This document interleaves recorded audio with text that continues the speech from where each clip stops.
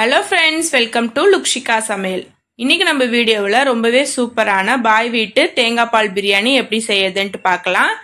Chicken mutton எதுவுமே இல்லாம இந்த மாதிரி தேங்காய் பால்ல பிளெயின் பிரியாணி ஒரு வாட்டி செஞ்சு பாருங்க.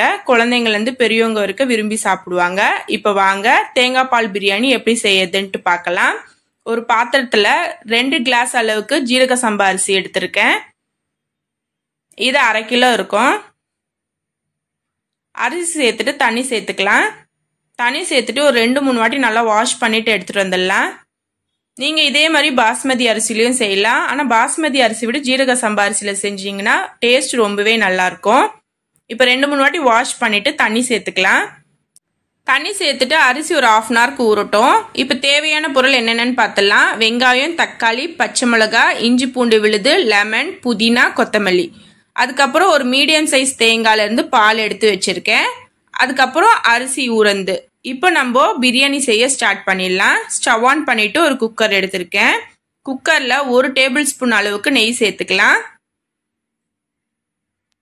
கூடவே 2 டேபிள் ஸ்பூன் அளவுக்கு எண்ணெய் சேர்த்துக்கலாம். எண்ணெய் நல்லா ஹீட் ஆகட்டும்.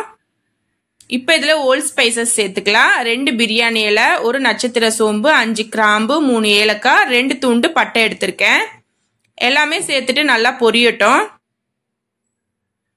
நல்லா பொரிஞ்ச பிறகு நம்ம கட் பண்ணி எடுத்த வெங்காயத்தை சேர்த்துக்கலாம். நான் 2 வெங்காயம் எடுத்திருக்கேன், அது சேர்த்துக்கலாம். சேர்த்துட்டு கலந்து விடுங்க. வெங்காயம் நல்லா வதங்கி வரட்டும். வெங்காயம் நல்லா வதங்கிருச்சு. இப்போ ஒரு வாட்டி நல்லா கலந்து விட்டுடலாம். கலந்து விட்டுட்டு இப்போ இதில் இஞ்சி பூண்டு விழுது சேர்த்துக்கலாம். நான் 1 டேபிள் ஸ்பூனுக்கு இஞ்சி பூண்டு விழுது எடுத்து வச்சிருக்கேன், அதையும் சேர்த்துக்கலாம். சேர்த்துட்டு நல்லா கலந்து விடுங்க. இஞ்சி பூண்டோட பச்சை வாசனைலாம் போய் நல்லா கலர் சேஞ்ச் ஆகி வரணும் வெங்காயம்லாம்.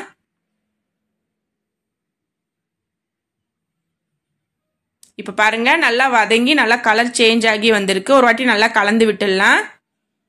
இப்போ இதில் நம்ம பச்சை மிளகாய் சேர்த்துக்கலாம். நான் காரத்துக்கு 5 பச்சை மிளகாவை உடச்சி வச்சிருக்கேன், அதை சேர்த்துட்டு 2 தக்காளி கட் பண்ணி வச்சிருக்கேன், அதையும் சேர்த்துட்டு நல்லா கலந்து விடலாம். தக்காளி நல்லா வதங்கி வரட்டும்.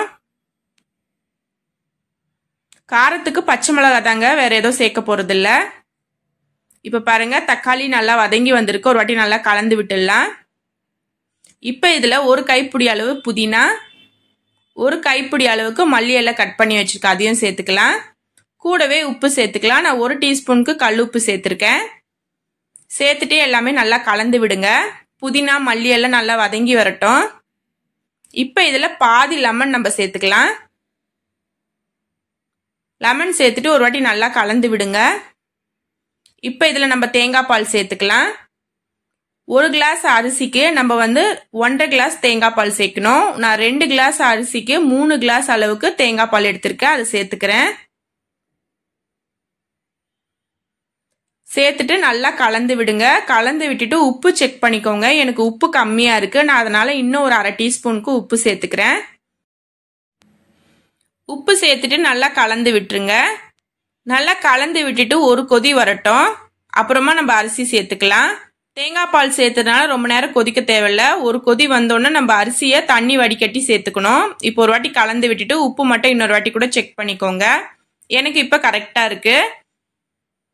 இப்போ தண்ணி வடிகட்டிட்டு நம்ம அரிசியை சேர்த்துக்கலாம். அரிசியை சேர்த்துட்டு நல்லா கலந்து விட்டுருங்க. நல்லா கலந்து விட்டுட்டு ஒரு கொதி வரட்டும். அதுக்கப்புறம் நம்ம மூடி போட்டுடலாம். இப்போ பாருங்க ஒரு கொதி வந்துடுச்சு.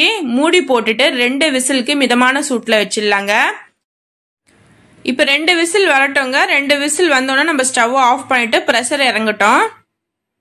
இப்போ பாருங்க விசில் வந்துடுச்சு, ப்ரெஷர் எல்லாம் நல்லா இறங்கிடுச்சு.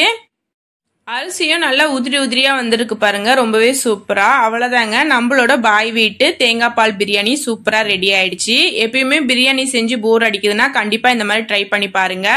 ஈஸியாகவும் இருக்கும், டேஸ்ட்டும் ரொம்பவே நல்லா இருக்கும். கண்டிப்பா ட்ரை பண்ணி பாருங்க. ட்ரை பண்ணி பார்த்துட்டு எப்படி இருக்குன்னு கீழே கமெண்ட் செக்ஷன்ல சொல்லுங்க. இந்த வீடியோ உங்களுக்கு பிடிச்சிருந்தா லைக் பண்ணுங்க, ஷேர் பண்ணுங்க. மறக்காம லுக்ஷிகா சமையலுக்கு சப்ஸ்கிரைப் பண்ணிக்கோங்க. தேங்க்யூ. தேங்க்ஸ் ஃபார் வாட்சிங்.